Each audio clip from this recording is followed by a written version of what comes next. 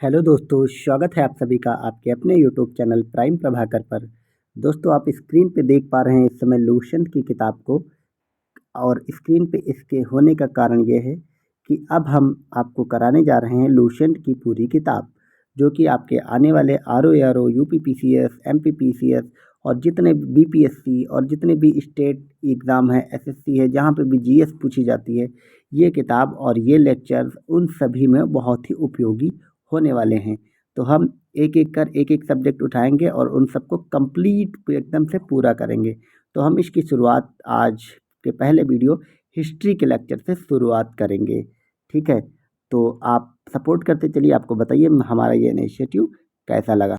तो चलिए शुरुआत करते हैं हिस्ट्री के लूसेंट के इस लेक्चर को, और आप वीडियो देखते चलिए।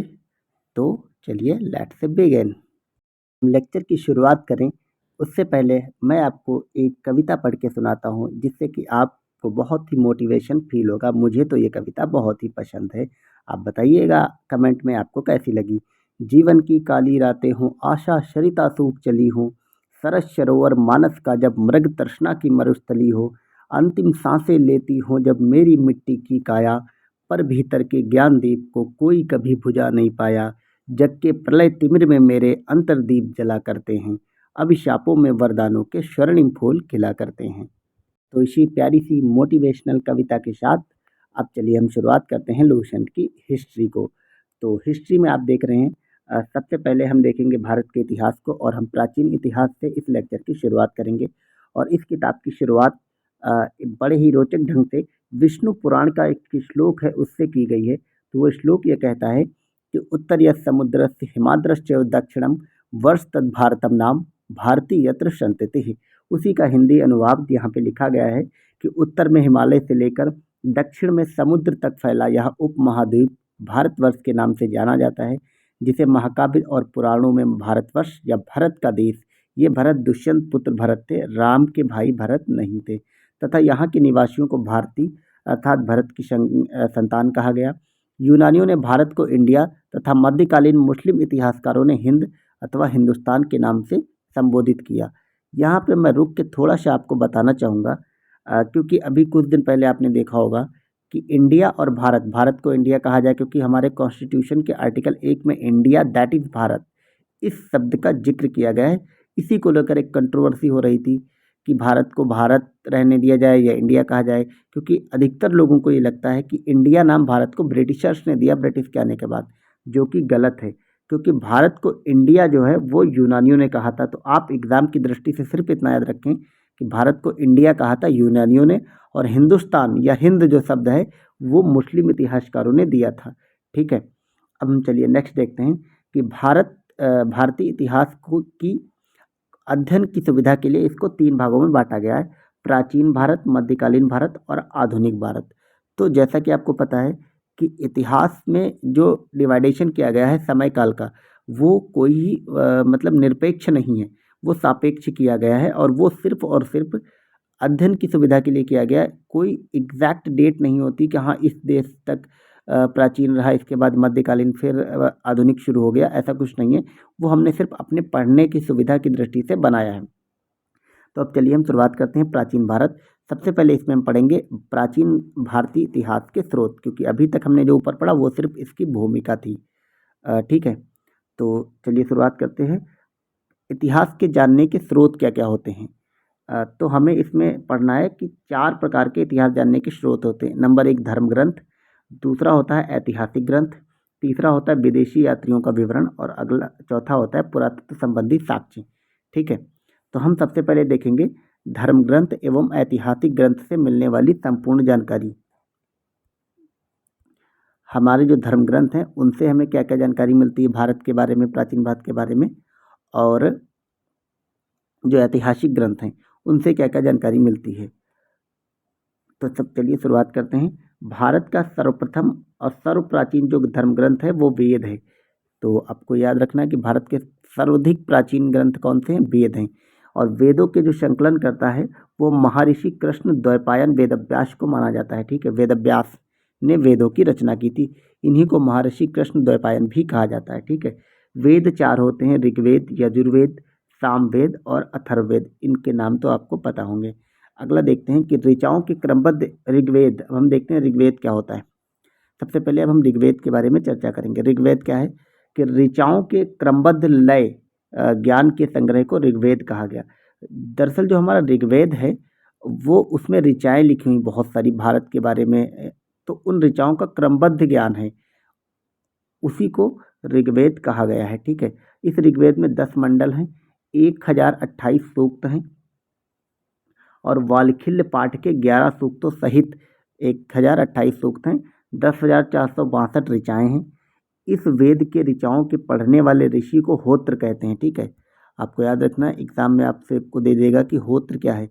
तो होत्र वो होते हैं जो इन ऋग्वेद की ऋचाओं को पढ़ते थे, वो कहलाते थे होत्र। ठीक है, इस वेद से आर्य के राजनीतिक प्रणाली एवं इतिहास के बारे में जानकारी मिलती है। यानी कि ऋग्वेद से हमें किसकी जानकारी मिलती है? आर्यों की पॉलिटिक्स की और उनकी हिस्ट्री के बारे में। आपको याद रखना है कि विश्वामित्र द्वारा रचित ऋग्वेद के तीसरे मंडल में सूर्य देवता सावित्री को समर्पित प्रसिद्ध गायत्री मंत्र है। तो आपको सबसे पहले इस लाइन में क्या क्या याद रखना है कि गायत्री मंत्र को किसने रचा था? विश्वामित्र ने। ये ऋग्वेद के तीसरे मंडल में है और ये सूर्य देवता सावित्री को समर्पित है और इसी ऋग्वेद के 9वें मंडल में सोम देवता का उल्लेख किया गया है। इन सब लाइन्स को याद रखना क्योंकि ये इंपॉर्टेंट है। इसके 8वें मंडल की हस्तलिखित ऋचाओं को खिल कहा जाता है। आपको याद रखना है कि खिल क्या है ऋग्वेद में? खिल 8वें मंडल की ऋचाएँ हैं और ये ऋचाएँ ऐसी थी जो कि हस्तलिखित थी। अगला देखते हैं कि चातुर्वर्ण समाज की कल्पना का आदि स्रोत ऋग्वेद का 10वां मंडल का पुरुष सूक्त है। यानी कि जो चतुर्वर्ण थे, ब्राह्मण, क्षत्रिय, वैश्य, शूद्र, इसका वर्णन हमें ऋग्वेद के 10वें मंडल में मिलता है और उसके 10वें मंडल में भी और अगर स्पेसिफिक जाएं तो वो पुरुष सूक्त में मिलता है। ठीक है, और इसी में कहा गया है कि आदि पुरुष ब्रह्मा के क्रमशः भुजाओं से क्षत्रियों का मुख से ब्राह्मण का, भुजाओं से क्षत्रिय का, जंघाओं से वैश्य का और चरणों से शूद्र उत्पन्न हुए, ऐसा इसमें कहा गया है। ठीक है, यहाँ पे नोट दिया हुआ है कि धर्मसूत्र 4 प्रमुख जातियों की स्थितियों, व्यवसायों, दायित्वों, कर्तव्यों तथा विशेषाधिकारों में स्पष्ट विभेद करता है। यानी कि जो धर्मसूत्र है वो इन सब के बारे में इतना स्पष्ट विभाजन देता है हमें। हालांकि बाद में भगवत गीता में इस चीज़ का विरोध किया गया क्योंकि उसमें कहा गया कि चातुर्वर्ण वया षष्ठी गुण कर्म विभागसा, तो ऐसा करके भगवत गीता ने इस बात को नकार दिया। अगला हम देखते हैं, खैर उसको छोड़ते हुए, कि वामनावतार के 3 पगों के आख्यान का प्राचीनतम स्रोत ऋग्वेद है। ये जो भगवान विष्णु के वामन अवतार की कहानी थी कि जब वो राजा बलि से मांगने आए थे और उन्होंने राजा बलि से वरदान में 3 लोक मांग लिए थे और उन्होंने 3 चरण भूमि मांगी थी और 3 चरणों में उन्होंने आकाश, पाताल और पृथ्वी लोक तीनों को नाप दिया था। तो ये जो कहानी है ये ऋग्वेद में हमें मिलती है। ठीक है, ऋग्वेद में इंद्र के लिए 250 और अग्नि के लिए 200 ऋचाओं की रचना की गई है। ये सब आपको याद रखना है। प्राचीन इतिहास के साधन के रूप में वैदिक साहित्य में ऋग्वेद के बाद शतपथ ब्राह्मण का स्थान है। ठीक है, आपको याद रखना है प्राचीन इतिहास में वैदिक साहित्य में ऋग्वेद के बाद अगर किसी दूसरे ग्रंथ का स्थान आता है तो वो हो जाता है हमारा शतपथ ग्रंथ। ठीक, तो ये हमारा ओवरऑल ऋग्वेद कवर हो गया। अब हम देखेंगे यजुर्वेद को। ऋग्वेद सबसे इंपॉर्टेंट है, उसके बाद वाले इतने इंपॉर्टेंट नहीं है। ठीक है, यजुर्वेद सस्वर पाठ के लिए मंत्रों तथा बलि के लिए अनुपालन के नियमों का संकलन यजुर्वेद कहलाता है। इसके पाठकर्ता को अध्वर्य कहते हैं। आपको इसमें सिर्फ ये लाइन याद रखनी कि अध्वर्य क्या है। जैसे ऋग्वेद की ऋचाओं को पढ़ने वालों को हम होत्र कहते थे, वैसे ही यजुर्वेद को पढ़ने वालों को हम अध्वर्य कहेंगे। ठीक है, और आपको यहाँ पे ये लाइन बहुत इंपॉर्टेंट है कि यजुर्वेद एकमात्र ऐसा वेद है जो कि गद्य और पद्य दोनों में है। ठीक है, अब हम नेक्स्ट देखते हैं सामवेद को। सामवेद यह गाई जा सकने वाली ऋचाओं का संकलन है। इसके पाठकर्ता को उदात्र कहते हैं। जैसे हमने ऊपर देखा कि ऋग्वेद को पढ़ने वाले होत्र, यजुर्वेद को पढ़ने वाले अध्वर्य, इसी प्रकार सामवेद को के जो पाठकर्ता थे ये उदात्र कहलाते हैं और इसे भारतीय संगीत का जनक कहा जाता है। तो क्वेश्चन ये आ सकता है कि किस वेद को भारतीय संगीत का जनक कहते हैं? तो ये कहते हैं हम सामवेद को। ठीक है, अब चलिए अगला और अंतिम जो वेद हमारा है वो है अथर्ववेद, उसको हम देखते हैं। अथर्ववेद क्या है कि अथर्वा ऋषि द्वारा रचित इस वेद में रोग निवारण, तंत्र मंत्र, जादू टोना, साप वशीकरण, आशीर्वाद, स्तुति, प्रायश्चित, औषधि, अनुसंधान, विवाह, प्रेम, राजकर्म, मातृभूमि, महात्म आदि विविध विषयों से संबंध, मंत्र और सामान्य मनुष्य के विचारों, विश्वासों और अंधविश्वासों इत्यादि का वर्णन मिलता है। तो अथर्ववेद के बारे में सिंपल सा जो क्वेश्चन आता है वो ये आता है कि जादू टोना टोटका और तंत्र मंत्र, प्रेम, विवाह, ये सब चीज़ें किस में वर्णित है, दवा ववा, ये सब तो अथर्ववेद में होता है। ये मेन इसका क्वेश्चन पूछा जाता है। और यहाँ पे अथर्ववेद में ही आता है कि सभा और समिति को प्रजापति की दो पुत्रियां कहा गया है। ये क्वेश्चन आ सकता है कि सभा एवं समिति ये प्रजापति की दो पुत्रियां हैं, ऐसा कहाँ कहा गया, तो ये भी अथर्ववेद में कहा गया है। ठीक है, यहाँ पे नोट है कि सबसे प्राचीन वेद ऋग्वेद और सबसे बाद का वेद अथर्ववेद है। ये आपको याद रखना है कि ये जो अथर्ववेद है ये सबसे नवीन वेद है। ठीक है, अब हम वेद हमने कंप्लीट कर लिया। अब हम देखेंगे वेदांगों को, वेद के अंग क्या थे। ठीक है, तो वेदों को भली बात से समझने के लिए 6 वेदांगों की रचना की गई। तो ये जो 6 वेदांग है इनको आपको एज इट इज रट लेना है, क्योंकि क्वेश्चन पेपर जो देता है तो जो 6 वेदांग हैं वो वेदों को समझने के लिए रचे गए। ये 6 वेदांग आपको एज इट इज रटने हैं। कौन कौन से? शिक्षा, ज्योतिष, कल्प, व्याकरण, निरुक्त और छंद। क्योंकि जो एग्ज़ाम में सवाल आता है वो इन 6 में से 3 या 4 दे देगा, फिर आपसे पूछ लेगा ऑप्शन में कि इनमें से कौन वेदांग नहीं है। ठीक है, और एक कोई ऑप्शन रहेगा जो इन 6 में से कोई एक नहीं होगा। तो आपको बस इसमें सिर्फ इन 6 वेदांगों को रट लेना है: शिक्षा, ज्योतिष, कल्प, व्याकरण, निरुक्त और छंद। अगला देखते हैं, ये यहाँ पे कुछ साइड में बना हुआ है, ये आपको रटना है कि कौन सा पुराण किस वंश से संबंधित है। ठीक है, तो हम देखते हैं। विष्णु पुराण जो है वो मौर्य वंश से संबंधित है, ये आपको याद रखना है। मत्स्य पुराण आंध्र सातवाहन वंश से संबंधित है, और वायु पुराण जो है वो गुप्त वंश से संबंधित है। ये आपको ऐसे एडिशनल रूप से याद रखना है। अगला हम देखते हैं यहाँ से कि भारतीय ऐतिहासिक कथाओं का सबसे अच्छा क्रमबद्ध विवरण पुराणों में मिलता है। इसके रचयिता लोमहर्ष अथवा इनके पुत्र उग्रश्रवा माने जाते हैं। तो क्वेश्चन सिर्फ यहाँ पे ये आएगा कि पुराणों के रचयिता कौन थे, तो या तो ये लोमहर्ष होंगे या इनके पुत्र उग्रश्रवा होंगे। ठीक है, इनकी संख्या 18 है। पुराण कितने हैं? 18, और जिनमें से केवल 5 मत्स्य, वायु, विष्णु, ब्राह्मण और भागवत में ही राजाओं की वंशावली पाई गई है। यानी कि 18 पुराणों में से सिर्फ 5 पुराण ऐसे हैं जिसमें राजाओं की वंशावली पाई गई है। वो 5 कौन है? मत्स्य, वायु, विष्णु, ब्राह्मण और भागवत पुराण। ठीक है, नोट है कि पुराणों में मत्स्य पुराण सबसे प्राचीन और प्रामाणिक है। ये लाइन आपको याद रखनी है कि सबसे पुराना प्रमाण कौन है? मत्स्य पुराण। ठीक है, अगला हम देखते हैं कि अधिकतर पुराण सरल संस्कृत श्लोक में लिखे गए हैं। तो ओवरऑल हमारे पुराणों की भाषा कैसी? संस्कृत। स्त्रियां और शूद्र जिन्हें वेद पढ़ने की अनुमति नहीं थी वे भी पुराण सुन सकते थे। आपको याद रखना कि स्त्री एवं पुराण उस जमाने में स्त्री और शूद्र जिनको कि वेद पढ़ने की अनुमति नहीं थी लेकिन वे पुराणों को सुन सकते थे। पुराण पढ़ नहीं सकते थे, सुन सकते थे। पुराणों का पाठ पुजारी मंदिर में किया करते थे।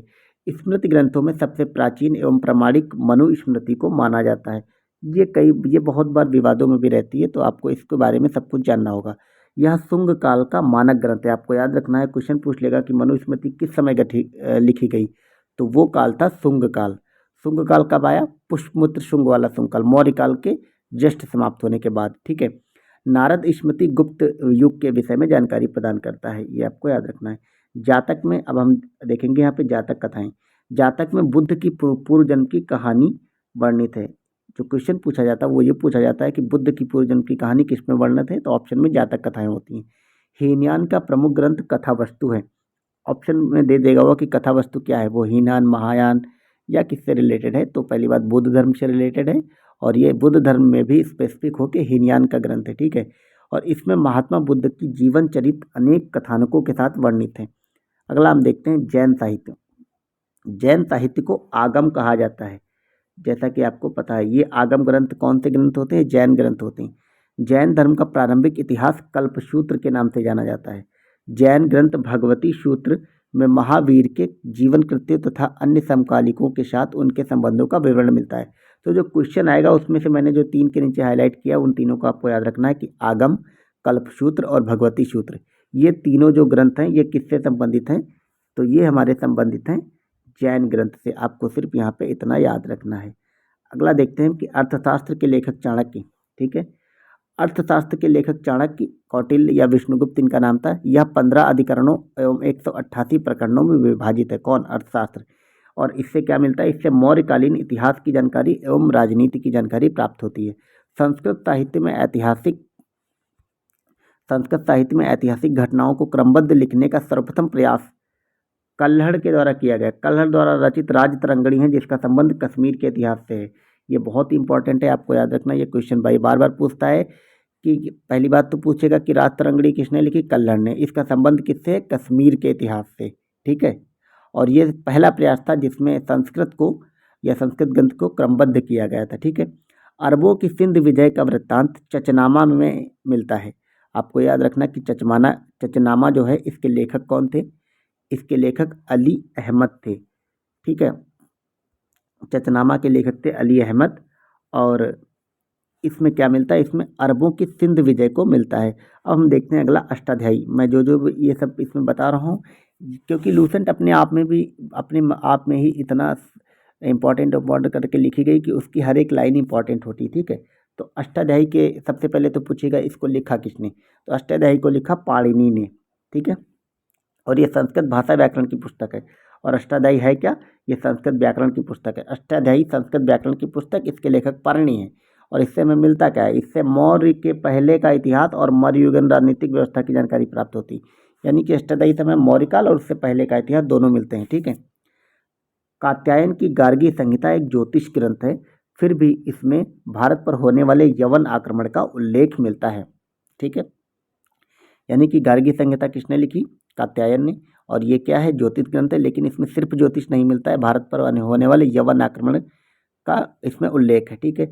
पतंजलि पुष्पमित्र शुंग के पुरोहित थे। ये आपको याद रखना है कि जो ऋषि पतंजलि थे जिन्होंने योग दर्शन की शुरुआत करी, वो किसके पुरोहित थे? किसके दरबार में रहते थे? पुष्पमित्र शुंग के। पुष्पमित्र शुंग कौन था? जिसने अंतरिम मौर्य शासक बृहद्रथ की हत्या करके मौर्य वंश का समापन किया और शुंग वंश की स्थापना करी। और इनके महाभाष्य से शुंगों के इतिहास का पता चलता है। तो इस प्रकार हमने धर्म ग्रंथ और ऐतिहासिक ग्रंथ, ठीक है, इनसे इतिहास के बारे में क्या क्या जानकारी मिल सकती थी ये हमने देख लिया भारत के प्राचीन इतिहास के। अब हम तीसरा देखेंगे कि हमारी इतिहास की जानकारी के स्रोत में क्या क्या आता है। तो तीसरा जो हमारा है वो है कि विदेशी यात्रियों से मिलने वाली प्रमुख जानकारी, ठीक।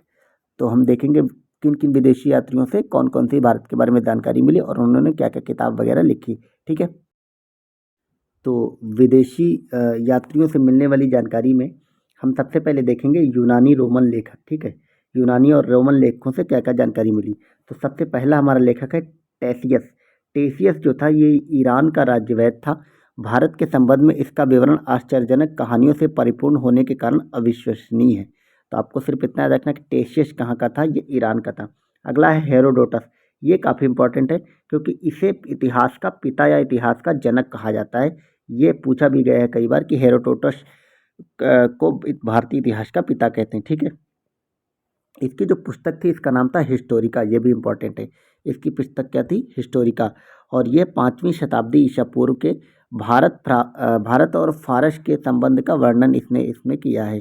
परंतु इसका विवरण भी अनुश्रुतियों एवं अफवाहों पर आधारित। आपको याद रखना कि ये बहुत प्रामाणिक नहीं है क्योंकि जो अनुश्रुतियाँ थीं, दूसरों से जो सुना था वो, और बहुत सारी अफवाहों पर ही आधारित थी, ठीक है। अगला देखते हैं कि सिकंदर के साथ आने वाले लेखकों में, यानी कि पहले जब राजा महाराजा लोग एक दूसरे पर आक्रमण करते थे, विजय यात्रा पे निकलते थे, तो अपने साथ बहुत सारे लेखक लेके रहते थे ताकि अगर कोई कैजुअल्टी हो जाए तो वो उन सबको साथ साथ में लिखता चले, ठीक है। तो सिकंदर के साथ आए थे, उनमें थे निर्याकस, आने सिक्रटस, आस्टिबो, अष्टोबुलस के विवरण के अधिक प्रामाणिक और विश्वसनीय। ये 3 लोग कौन थे जो सिकंदर के साथ आए थे? ऐसे ऐसे नाम के लिए भी नहीं जाते, ठीक है। और अगला है मेगस्थनीज। ये काफ़ी इंपॉर्टेंट है कि यह सेल्यूकस निकेटर का राजदूत था, सबसे पहले आपको याद रखना है। और ये चंद्रगुप्त मौर्य के दरबार में आया था। इसने अपनी पुस्तक इंडिका में मौर्य युगीन समाज एवं संस्कृति के विषय में लिखा है। तो मेगास्थनीज के बारे में क्या था कि ये 3-4 पॉइंट हैं कि ये सेल्यूकस निकेटर का राजदूत था, चंद्रगुप्त मौर्य के दरबार में आया था और इसने इंडिका नामक पुस्तक लिखी। अगला है डाइमेकस। डाइमेकस सीरियन नरेश आंतियोकस का राजदूत था, यानी ये कहाँ का था? सीरिया का था, जो बिंदुसार के दरबार में आया था। सबसे अधिक क्वेश्चन ये बन सकता है कि किसके दरबार में आया था, तो ये आया था बिंदुसार के दरबार में और इसने भी मौर्य युग से संबंधित बातें लिखी। अगला यात्री है डायोनिसियस और ये मिस्र नरेश टॉलमी फिलाडेल्फस का राजदूत था, जो अशोक के दरबार में आया था। ये सब क्वेश्चन पूछ लिए जाते हैं कि किस देश का था और ये किसके दरबार में आया था। तो डायोनिसिस जो था वो अशोक के दरबार में आया था और ये मिस्र नरेश का राजदूत था। फिर अगला है टालमी। ये भी काफ़ी इंपॉर्टेंट है क्योंकि इसने दूसरी शताब्दी में भारत का भूगोल नामक पुस्तक लिखी। भारत का भूगोल नामक पुस्तक किसने लिखी? टालमी। अगला है प्लिनी। ये भी इंपॉर्टेंट है, इसने प्रथम शताब्दी में नेचुरल हिस्ट्री नामक पुस्तक लिखी। इसमें भारतीय पशुओं, पेड़ पौधों, खनिज पदार्थों के बारे में वर्णन मिलता है। तो नेचुरल हिस्ट्री किसने लिखी? प्लिनी ने। और भारत का भूगोल, ज्योग्राफी ऑफ इंडिया, टालमी ने लिखी। अगला है पेरिप्लस ऑफ द इरीथियन थ्री। ये एक पुस्तक है, आपको याद रखना है, पेरिप्लस ऑफ द इरीथियन थ्री नामक एक पुस्तक है और इस पुस्तक के लेखक के बारे में कोई जानकारी नहीं है। यह लेखक करीब 80 ईस्वी में हिंद महासागर की यात्रा पर आया था। इसने उस समय के भारत के बंदरगाहों तथा व्यापारिक वस्तुओं के बारे में जानकारी दी। हमें सिर्फ इतना ही पता है, इसका लेखक अज्ञात है। अगला है चीनी लेखक। ठीक है, अगले कौन से? चीनी लेखक। हमने हिंद और यूनानी और रोमन लेखकों को देख लिया, अब हम देखेंगे चीनी लेखकों को। इसमें पहला है फाहियान। फाहियान जो था वह चीनी यात्री था और वह गुप्त नरेश चंद्रगुप्त द्वितीय के दरबार में आया था। इन्हीं को विक्रमादित्य कहा जाता है। इसने अपने विवरण में मध्य प्रदेश के समाज एवं संस्कृति के बारे में वर्णन किया है। इसने मध्य प्रदेश की जनता को सुखी एवं समृद्ध बताया है, आपको याद रखना है। अगला है संयुगन। ये आपको याद रखना है क्योंकि ह्वेनसांग और फाहियान सबको पता, ये किसी को नहीं पता। ये 518 ईस्वी में भारत आया था। इसने अपने 3 वर्षों की यात्रा में बौद्ध धर्म की प्राप्तियां एकत्रित की थी। और तीसरा जो चीनी यात्री था वो था ह्वेनसांग। ये सबसे इम्पोर्टेंट है, इसके बारे में मैं जो जो पढ़ रहा हूँ आपको सब याद रखना है कि यह हर्षवर्धन के काल में भारत आया था। ह्वेनसांग 629 ईस्वी में चीन से भारतवर्ष के लिए प्रस्थान किया और लगभग 1 वर्ष की यात्रा के बाद सर्वप्रथम वह भारतीय राज्य कपिशा पहुंचा। भारत में 15 वर्षों तक ठहरकर 645 ईस्वी में चीन लौट गया। वह बिहार में नालंदा जिला स्थित नालंदा विश्वविद्यालय में अध्ययन करने और भारत से बौद्ध ग्रंथों को एकत्र कर ले जाने के लिए आया था। इसका भ्रमण वृत्तांत सीयूकी नाम से प्रसिद्ध। याद रखना, इसने जो अपना यह वृत्तांत लिखा वो सीयूकी था, जिसमें 138 देशों का विवरण है। इसने हर्षकालीन समाज, धर्म और राजनीति के बारे में वर्णन किया है। इसके अनुसार सिंध का राजा जो था वो शूद्र था। ये आपको याद रखना, क्वेश्चन पूछा जा सकता है अगर ज़्यादा डीप में गया तो। यहाँ पे नोट लिखा हुआ कि ह्वेनसांग के अध्ययन के समय नालंदा विश्वविद्यालय के कुलपति आचार्य शीलभद्र थे। ये आपको याद रखना है। इत्सिंग जो अगला चीनी यात्री था वो 7वीं शताब्दी के अंत में भारत आया। इसने अपने विवरण में नालंदा विश्वविद्यालय, विक्रमशिला विश्वविद्यालय तथा अपने समय के भारत का वर्णन करा है। अब हम तीसरा देखते हैं अरबी लेखक। अरबी लेखक में सिर्फ एक लेखक देखना है हमें, अलबरूनी। अलबरूनी कौन था? अरबी लेखक था। यह महमूद गजनवी के साथ ही भारत आया था। अरबी में लिखी गई उसकी 2 कृतियाँ, किताबुल हिंद या तहकीके हिंद, जिसको कि भारत की खोज कहते हैं, आज भी इतिहासकारों के लिए महत्वपूर्ण स्रोत है। इसमें राजपूतकालीन समाज, धर्म, रीति रिवाज, राजनीति आदि पर सुंदरता से प्रकाश डाला गया। अगला हम देखते हैं अन्य लेखक। अन्य लेखक जो एक तो हैं तारानाथ। तारानाथ तिब्बती लेखक हैं और इन्होंने कंग्यूर और तंग्यूर नामक ग्रंथ लिखे। तो ये आपको सिर्फ इसमें इतना याद रखना कि कंग्यूर और तंग्यूर ये किसने लिखे? तो ये तारानाथ ने लिखे। फिर अगला है Marco Polo. Marco Polo important है।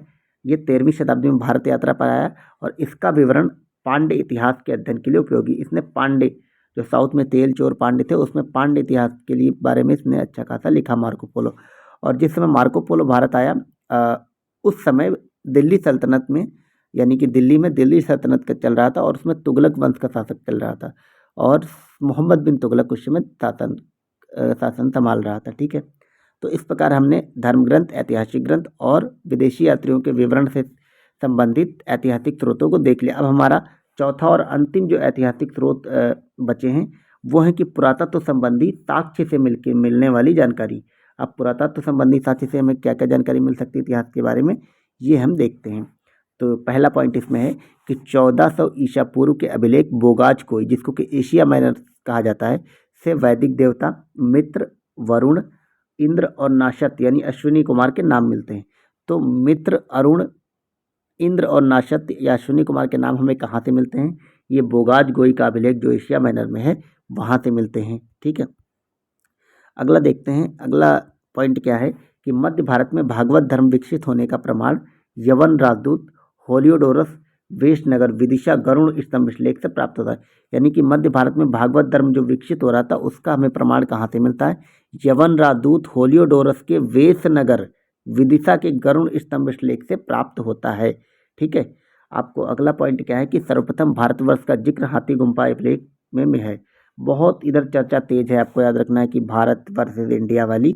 तो इसमें ये क्वेश्चन पूछा जा सकता है करंट के सापेक्ष में कि भारतवर्ष का पहला जो है जिक्र कहाँ मिलता है, तो वो मिलता है हमें हाथी गुम्फा अभिलेख में। ठीक है, सर्वप्रथम दुर्भिक्ष की जानकारी देने वाला अभिलेख है शोहगौरा का अभिलेख। ये अभिलेख जो मैं बता रहा हूँ जिसके बारे में क्या जानकारी दी, ये आपको एज इट इज याद करने।